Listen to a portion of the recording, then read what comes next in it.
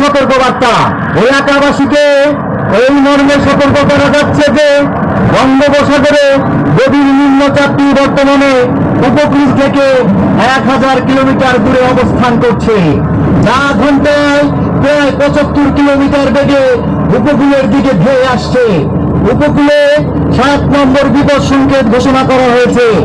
অতএব অত্র এলাকার জনগণকে যত সময়ে প্রয়োজনীয় জিনিসপত্র নিয়ে নিকটস্থ আশ্রয় কেন্দ্রে সরে যেতে বলা হচ্ছে।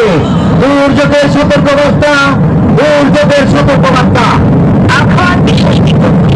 উত্তর বঙ্গোপসাগরে অবস্থানরত প্রবল ঘূর্ণিঝড়টি উত্তর দিকে সরে গিয়ে আজ সকাল 8টায় চট্টগ্রাম সমুদ্র বন্দর থেকে 385 কিলোমিটার পশ্চিম দক্ষিণ পশ্চিমে, কক্সবাজার সমুদ্র বন্দর থেকে 345 কিলোমিটার পশ্চিম দক্ষিণ পশ্চিমে এবং মংলা সমুদ্র বন্দর থেকে 265 কিলোমিটার দক্ষিণে অবস্থান করছিল।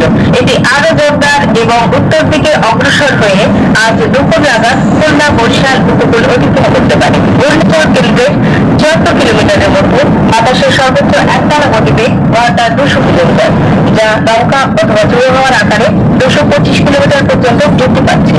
সাগর খুবই বিক্ষুব্ধ রয়েছে।